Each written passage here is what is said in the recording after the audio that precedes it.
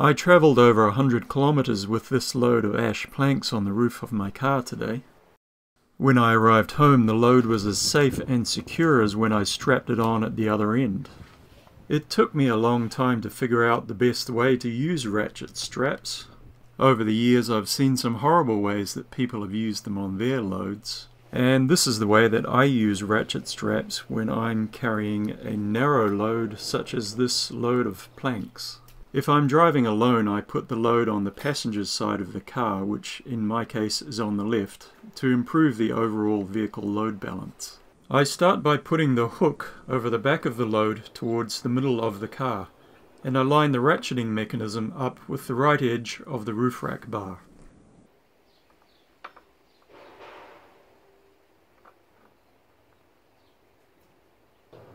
Next I put the other hook over the load and loop it under the roof rack from the left side. I then put the hook of each end through the closed loop of the hook component of the other end. This creates a redundant connection where if one hook fails, the other hook stands in and prevents the complete failure of that strap.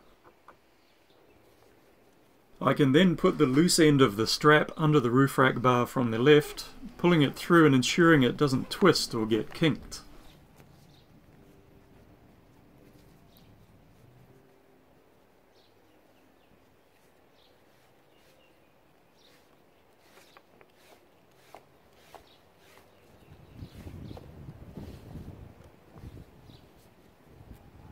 I put the end up through the ratchet from the bottom and pull it back towards myself away from the mechanism.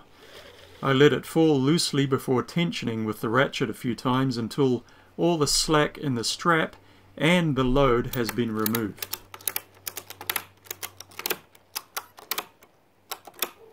I loop the loose end around the roof rail once before putting it inside the car and closing the door.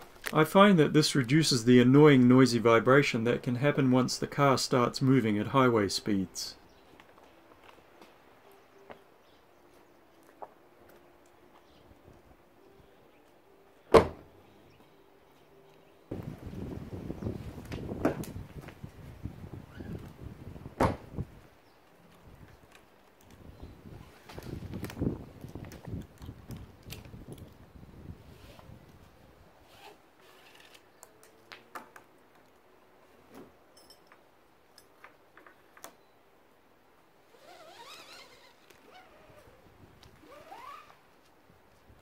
After using them, I like to keep my straps rolled up nice and tidy, and in doing this I can see if they're wearing out or getting damaged.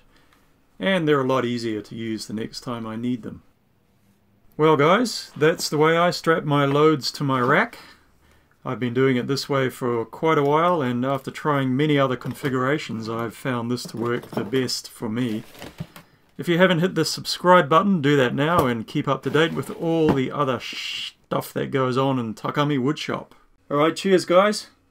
And no, I don't have a van, and no, I'm not getting a van. Peace out.